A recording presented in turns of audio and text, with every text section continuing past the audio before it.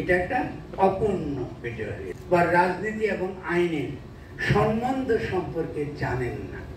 এই যে তথাকথিত সাংবিধানিক ধারাবাহিকতা বা সংবিধান ছাড়া দেশ চলে না, এই ননসেন্স, উকিলি ননসেন্সটা অতি সহজে আমাদের সমাজে কায়েম করা গেছে। কেন?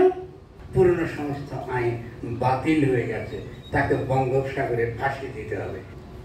কিন্তু আমরা এই বিজয়টাকে পূর্ণ বিজয় করি নাই, এটা একটা অপূর্ণ বিজয় হয়েছে। কারণ আমরা কি করেছি, আমরা একটা রাষ্ট্র গঠন করেছি, যে রাষ্ট্রটা এর আগের যে ফ্যাসিস্ট সংবিধান শেখ হাসিনার প্রণীত, আমরা পুরো রাষ্ট্রকে ফ্যাসিস্ট সংবিধান অধীনে ঢুকিয়ে দিয়েছি in the name of constitution, সংবিধানের নামে, আইনের নামে। কারণ দেখা গেল কি, প্রথম জিনিসটা আমরা কি শিখছি, অভিজ্ঞতা থেকে দেখছি আমাদের জনগণ বা আমাদের বুদ্ধিভিত্তিক যারা সমাজ, আমাদের সমাজ যারা বুদ্ধিজীবী শ্রেণী, তারা এখনো পর্যন্ত আইন এবং আমরা কি বলবো, আইন এবং রাজনীতি বা রাজনীতি এবং আইনের সম্বন্ধ সম্পর্কে জানেন না। যদি জানতেন তাহলে তারা বলতেন যে জনগণের গণ অভ্যুত্থানের পরে পুরনো আইনের মধ্যে ঢোকানোর কোনো অর্থ নাই, এটা একটা ঠাট্টা তামাশা ছাড়া কিছু না, এটা একটা অজ্ঞতা, পশ্চাৎপদ চিন্তা। এই যে তথাকথিত সাংবিধানিক ধারাবাহিকতা বা সংবিধান ছাড়া দেশ চলে না, এই ননসেন্স, উকিলি ননসেন্সটা অতি সহজে আমাদের সমাজে কায়েম করা গেছে। কেন? কারণ আমরা সত্যিকার অর্থে এখানে বুদ্ধিভিত্তিক চর্চাটা করি নাই।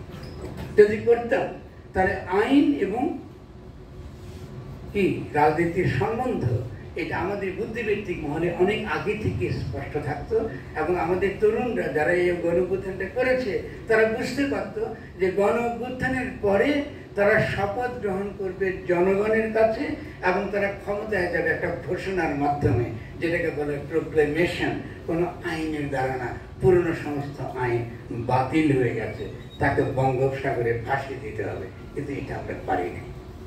ফলে আমার আজকের যে বক্তব্য, মূল যে বক্তব্য, সেটা হলো খুব সহজ। সেটা হলো এই যে এখন আমাদের লড়াই, তাহলে যদি আমরা এই 5ই আগস্টের অপূর্ণ অভ্যুত্থানকে পূর্ণ বিজয়ের দিকে নিতে চাই, তাহলে আমাদের কি লাগবে? আমাদের প্রধান যে রাজনৈতিক কাজ, আমি আবারও জোর দিয়ে বলছি, প্রধান যে রাজনৈতিক কাজ, প্রধান যে রাজনৈতিক পরিসর, সেটা হচ্ছে বুদ্ধিভিত্তিক এবং সাংস্কৃতিক। এই দুটো বুদ্ধিভিত্তিক এবং সাংস্কৃতিক লড়াইটা এখন যে কোনো কারণে সবচেয়ে প্রধান হয়ে উঠেছে। যে কারণে আমি এই কথাটাই আপনাদের সামনে তর্ক করার জন্য, তুলে ধরার জন্য এসেছি, এবং আসবার পেছনে অনুপ্রাণিত বোধ করেছি যে বাংলা একাডেমি আমাকে এই বক্তৃতা দিয়েছে। এবং আমি আপনাদেরকে যেদিকে জোর দেব সেটা হলো এই, আমাদের এখনকার লড়াই একান্তই বুদ্ধিবৃত্তিক এবং একান্তই সাংস্কৃতিক। আমরা বুদ্ধিবৃত্তিক এবং সাংস্কৃতিক মধ্যে কি বুঝেন, এটা আমরা পরবর্তীতে আমরা আলোচনা করব।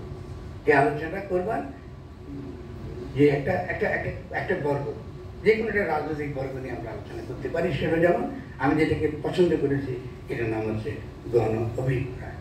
আপনারা প্রত্যেকে জানেন গণ অভিপ্রায়টা কি? এটা ছিল রুশোর জেনারেল উইলের সহজ বাংলা। ঠিক আছে, আপনি সামষ্টিক অভিজ্ঞতা করতে পারেন, কেমন যাই বলতে পারেন, কিন্তু আমি যে গণ অভিপ্রায় কথাটা বলছি, কারণ মূলত জনগণের ধারণা এবং একই সঙ্গে সঙ্গে গণ ক্ষমতার ধারণা এবং গণ সার্বভৌমত্বের ধারণা, এই যে আমি যেটা বললাম গণ অভিপ্রায় কথাটার সঙ্গে জড়িত। যদি আমরা গণ অভিপ্রায়টা ভালো করে বুঝি এবং কি করে সমাজে একটা নতুন গণ অভিপ্রায় তৈরি হয়, তাহলে আমরা আগামী দিনের কর্তব্যগুলো আমরা বুঝবো। আমাদের প্রশ্নটা এইভাবে আমরা তুলতে পারি আবার, যে গণ অভ্যুত্থান হয়েছে সত্যি কথা, কিন্তু গণ অভ্যুত্থান বিজয়ী গণ অভ্যুত্থান হয়নি। তো বিজয়ী গণ অভ্যুত্থান কেন হলো না, তার যে মূল যে কারণ সেটা আমি আপনাদেরকে বলছি। সেটা হলো এই যে আমরা বুদ্ধিবৃত্তিকভাবে বিভিন্ন রাজনৈতিক বর্গ সম্পর্কে যেসব বুদ্ধিবৃত্তিক আলাপ আলোচনা, যে সকল সাংস্কৃতিক লড়াই সংগ্রাম করার কথা ছিল, সেটা আমরা করিনি। এই বুদ্ধিবৃত্তিক আলোচনার মধ্যে আমি একটা ক্যাটাগরি বা বর্গ আমি বেছে নিয়েছি, সেটা হলো এই আমরা গণঅভিপ্রায়। এখন ধরুন আমরা যদি রুশোর জায়গায় যাই, ধরুন কেমন আমাদের রুশোর দিকে যাই, এই শব্দটা গণ অভিপ্রায় কথাটা মূলত আমরা রুশোদের প্রথম তার কাছে আমরা এটা দাঁড়ানোর কাছে দেখেছি। তার ফলে আমি আমার লেখার মধ্যে রুশোর গণ অভিপ্রায়টা কি সেটা আলোচনা করেছি, কিন্তু তার আগেই আমি আরও কিছু ধারণা আপনাদেরকে সহজভাবে বোঝাবার চেষ্টা করবো। একটা হলো প্রথমত এই গণ অভিপ্রায়টা মূলত বুদ্ধিবৃত্তিক এবং সাংস্কৃতিক আন্দোলনের মধ্যে তৈরি হয়। এটা এমনি নয় যে গাছের ফল পাকে আপনাকে হয়, তা না। কিন্তু মানে জনগণের অভিপ্রায় কথাটা নিঃসন্দেহে রুশো বলছিলেন। তো মার্কস কিন্তু রুশোকে বলছেন যে রুশো একটা ব্যক্তির ধারণা অনুমান করে কথাবার্তা বলছে, যে গণ অভিপ্রায় জেনারেল উইল বহু মানুষের একটা সামষ্টিক ইচ্ছা বা অভিপ্রায়ের কথা বলছে। কিন্তু এরা সব বলে ব্যক্তি, স্বাধীন ব্যক্তি, প্রত্যেকে কিন্তু স্বাধীন। কিন্তু এই যে স্বাধীন ব্যক্তির অনুমানটা রুশো করলেন, এই অনুমানটা আসলে সার্বজনীন না। কারণ এই ব্যক্তি সবে মাত্র 18 শতকের শেষের দিকে পাশ্চাত্যে বা ইউরোপে আসছে মাত্র। কি করে আসছে? কারণ তার আগে পুঁজিতান্ত্রিক সমাজ গড়ে উঠছে, সামন্ততন্ত্র ভেঙে যাচ্ছে। সামন্ততন্ত্র ভাঙবার ফলে আমরা দেখতে পাচ্ছি যে আমরা সমাজে ব্যক্তি, পুরনো যে প্রাকৃতিক সম্পর্ক, আমাদের পারিবারিক সম্পর্ক আর আগের মতো নাই। কারণ এর আগে আমরা একটা পারিবারিক সম্পর্কের মধ্যে একটা প্রাকৃতিক বন্ধনের মধ্যে আমরা নিজেকে আবিষ্কার করতাম। কিন্তু এখন পুঁজিতান্ত্রিক সমাজে আমরা এসে দেখছি আমরা একদম বিচ্ছিন্ন ব্যক্তি, প্রকৃতির সঙ্গে আমাদের কোনো সম্পর্ক নাই। আমরা নিছকই একটা শরীর হিসাবে, একটা দেহ হিসাবে সমাজে ভেসে বেড়াচ্ছি। এই যে বাস্তব পরিস্থিতি, এই বাস্তব পরিস্থিতির মধ্যে আমরা বুর্জোয়া চিন্তা চেতনা আবির্ভাব লক্ষ্য করি। এই ব্যক্তি যখন হাজির হয় তখন এই ব্যক্তি যে শুধু চেতনাগত ব্যক্তি তা কিন্তু না। কারণ আগে কিন্তু পুঁজিতান্ত্রিক ব্যবস্থার কারণে সামন্ততন্ত্র ভেঙে গেছে, পুরনো প্রাকৃতিক সমস্ত সম্বন্ধ ভেঙে গেছে, ফলে ব্যক্তি এখন হাজির হয়ে গেছে। এই নিজেকে দেখতে শেষে প্রকৃতির সঙ্গে আগের মতো যুক্ত না, পরিবারের সঙ্গে তার সম্পর্ক আগের মতো প্রাকৃতিক না, কেমন? ফলে সে নিজেকে একদম একা এবং নিঃসঙ্গ ব্যক্তি হিসেবে নিজেকে আবিষ্কার করে। এই একা এবং নিঃসঙ্গ যে ব্যক্তি, তারই গল্প আমরা রবিনসন ক্রুসোর গল্প আমরা পাই। এটা আমি মার্কসের লেখার মধ্যে আমি পাবো যে রবিনসন ক্রুসো, তার যে গল্প, সেও কিন্তু একটা বিচ্ছিন্ন নিঃসঙ্গ ব্যক্তি, কিন্তু সে যা কিছু কাজ করে সে কিন্তু আসলে সমাজের ভেতরে থাকা একটা নিঃসঙ্গ ব্যক্তি। সে সমাজের মধ্যেই আছে, কিন্তু সে কিন্তু নিঃসঙ্গ এবং একটা একা নিজেকে উপলব্ধি করছে। আমরা জীবনদাসের একটা কবিতা আছে না, যে সবার মধ্যে থেকে আমি একা হয়ে যাচ্ছি, এটা কিন্তু বুর্জোয়া চিন্তা চেতনার সবচেয়ে সুন্দর সহজ একটা অভিব্যক্তি। তো এই যখন ব্যক্তি আসে, এই ব্যক্তিদেরকে অনুমান করে রুশো সাধারণ ইচ্ছার কথা বলছে। মানে রুশো যখন সাধারণ ইচ্ছার কথা বলছে, তিনি আদতে একটা বুর্জোয়া গণতান্ত্রিক রাজনীতির পক্ষে তিনি একটা ওকালতি করেছেন, তার পক্ষে তিনি বলতে বলেছেন। কারণ এই ব্যক্তিগুলো সব স্বাধীন, এবং এই ব্যক্তিগুলো যখন স্বাধীন, কিন্তু যখন তাদের মধ্যে একটা সামষ্টিক চেতনা তৈরি হয়, কিভাবে তৈরি হয়? আন্দোলন সংগ্রামের মধ্যে দিয়ে লড়াই করতে আছে বিভিন্ন আপনার বিষয় নিয়ে, সেটা অর্থনৈতিক ইস্যু হতে পারে, সাংস্কৃতিক ইস্যু হতে পারে, বিভিন্ন বিষয় হতে পারে। সে ফলে সে কি করে? সামষ্টিক হয়ে ওঠে, জেনারেল উইল হয়ে ওঠে, সামষ্টিক ইচ্ছা হয়ে ওঠে আন্দোলনের সময়ের মধ্যে দিয়ে। যখন সে সামষ্টিক ইচ্ছা হয়ে ওঠে আন্দোলনের সময়ের মধ্যে দিয়ে, যখন আন্দোলন ক্রমশ পরিণত হয়, তখন সেটা হয়ে ওঠে গণশক্তি। কারণ দেখুন, খুব সহজ, আমাদের বাংলাদেশের অভিজ্ঞতা থেকে আমরা মিলিয়ে নিই। আপনারা গণ আন্দোলন শুরু করেছেন, গণ আন্দোলন করেছে শুধু একটা না, বিভিন্ন সময়। গণ আন্দোলন যখনই একটা পর্যায়ে একটা কোয়ালিটেটিভ স্তর অতিক্রম করে, এটা তখন গণশক্তিতে পরিণত হয়, কিংবা তার কিছু গণশক্তি হয়ে উঠবার লক্ষণগুলো ধরা পড়ে।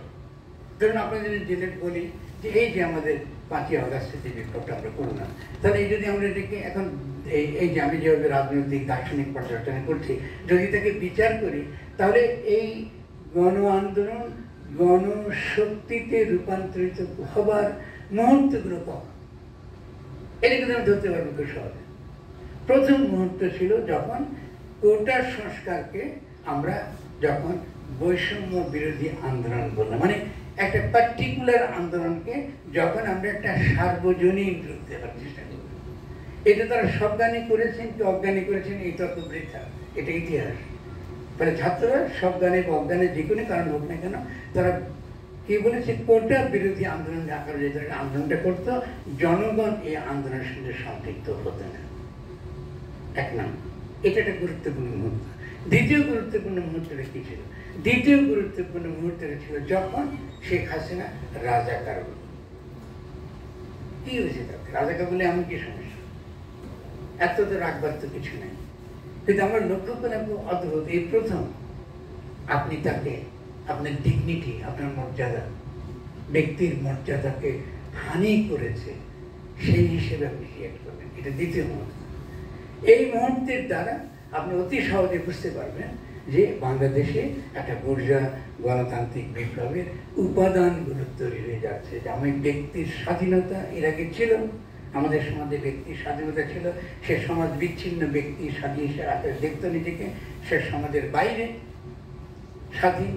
তার যদি উদাহরণ চান, আপনারা অনেকের উদাহরণ পাবেন, আপনাদের সাহিত্যের মধ্যে পাবেন, শিল্প সাহিত্যের মধ্যে একটা সমাজ বিচ্ছিন্ন ব্যক্তি আপনি মেলা উদাহরণ পাবেন, কবিতাতে পাবেন, ঠিক আছে? তো এই ব্যক্তি, সমাজ বিচ্ছিন্ন ব্যক্তি ধারণাটা আমরা এখানে দেখতে পাচ্ছি অদ্ভুতভাবে। এটা একটা সামষ্টিক মর্যাদা ক্ষুণ্ণ হয়েছে, সামষ্টিক মর্যাদা ক্ষুণ্ণ হয়েছে একটা গণ আন্দোলনে যারা জড়িত তাদের। ফলে অবিলম্বে সেটা একটা নতুন রূপ পরিগ্রহণ করলো, নতুন রাজনৈতিক রূপ পরিগ্রহণ করলো। এটাকে আপনি অতি অনায়াসে দার্শনিকদের ভাষায় বা রাজনৈতিক পরিভাষায় বুর্জোয়া গণতান্ত্রিক চিন্তা চেতনার অভিক্ষেপ আকারে আপনি এটাকে সরাসরি আমি চিন্তা করতে পারি। তো এরপরের স্তরটা কি ছিল? এরপরের স্তরটা ছিল অবশ্যই সভাপতি, আমরা প্রত্যেকে জানেন যে যাদের বিরুদ্ধে তারা লড়াই করছে সে শক্তিকে পরিষ্কারভাবে চিহ্নিত করা, এবং সে চিহ্নিত করতে গিয়ে তাদের নিজেদের মধ্যে যে সকল তথাকথিত মতাদর্শিক বিভাজনগুলো ছিল এটাকে বাদ দিয়ে শত্রুর প্রতি সুনির্দিষ্ট লক্ষ্য রেখে সংগঠিত হয়। কিভাবে এটা করবে ছাত্ররা? এটা তারা করেছে, আপনি যখন আন্দোলনের নেতৃত্ব, স্থানীয় নেতৃত্ব দেবেন, সেখানে তারা এমন ব্যক্তিদের রেখেছে যাদের কোনো দলীয় পরিচয় নাই, কিংবা তারা অংশগ্রহণ করেছে বটে কিন্তু কোনো দলীয় পরিচয় নেই। মানে আমি মুক্তিযুদ্ধের চেতনা বিশ্বাস করি, কি আমি ইসলামী জাতীয়বাদে বিশ্বাস করি, এরকম না। তুমি আসবে, কি জন্য আসবে? কারণ আমাদের লক্ষ্য খুব পরিষ্কার। আমরা কি করতে চাই? আমরা ফ্যাসিস্ট শক্তির বিরুদ্ধে, ফ্যাসিস্ট রাষ্ট্র ব্যবস্থার বিরুদ্ধে আমরা লড়াই করতে চাই, এবং ফ্যাসিস্ট রাষ্ট্র ব্যবস্থার বিরুদ্ধে লড়াই করতে গিয়ে আমরা কি করতে চাই? আমরা এই পুরো গণ আন্দোলনকে গণশক্তিতে রূপান্তরিত করতে চাই। তাহলে যেহেতু তারা কৌশলগতভাবে মতাদর্শিক বিভাজনের প্রশ্নটা কৌশলগতভাবে নিরসন করেছে, এই হলো আরেকটি মুহূর্ত যখন এই গণ আন্দোলন দ্রুত গণশক্তিতে রূপান্তরিত হয়। এসবই কিন্তু আমাদের রাজনৈতিক সাহিত্য পড়েন, ফরাসি বিপ্লব করেন, এমনকি ইরানের বিপ্লব যদি আপনি স্টাডি করেন, পৃথিবীর যে কোনো দেশের বিপ্লব স্টাডি করেন, এটাই কিন্তু তার চরিত্র লক্ষণ। এটা খুব সহজে বুঝতে পারেন, প্রত্যেকটা মুহূর্তে মুহূর্তে তার কি বদলটা তার ঘটেছে। এখন গণশক্তি যখন সে রূপান্তরিত হয়েছে, এই গণশক্তির জোরে শেখ হাসিনা উৎখাত হয়েছে এবং তিনি পালিয়েছেন। কিন্তু এখান থেকে বিপদটা শুরু। তিনি পালিয়ে যাবার পরে আপনি কি করবেন? কারণ আপনি তো লক্ষ্যটা ছিল একজন ব্যক্তিকে কেন্দ্র করে। এর আগে কিন্তু এটা ছিল আমাদের সমাজে এক দফা এক দাবি, এরশাদ কবিদের মনে আছে তো, ভুলে গেছে, এটা ছিল দাবি স্লোগান। এখানেও কিন্তু আপনি দেখবেন এক দফা এক দাবির মধ্যেই কিন্তু আন্দোলন ঢুকে গিয়েছিল, শুধুমাত্র লেজের মতন অত্যন্ত আচ্ছা ভাবে বলেছে না আমরা ফ্যাসিবাদের বিলোপ চাই, ঢুকেছিল। এটা কিন্তু প্রধান ছিল না। কেন? কারণ তখন আন্দোলনের মধ্যেই ওই পুরনো সে রণধ্বনি, সে পুরনো রণধ্বনিকে আবার পুনরাবৃত্তি করা হয়েছে। সেটা হলো এই ব্যক্তিকে সরাও, ব্যবস্থা কেনা, ব্যক্তিকে সরাও, ব্যবস্থা কেনা। ফ্যাসিবাদের বিলুপ্তি বলেছ, কি করে ফ্যাসিবাদের বিলুপ্তি হবে? আর ফ্যাসিবাদটা শুধু মতাদর্শ, সেই ফ্যাসিবাদী মতাদর্শ তো শুধু যে বাঙালি জাতিবাদ এটা তো না। ফ্যাসিবাদী মতাদর্শ একই সঙ্গে ধর্মীয় জাতিবাদও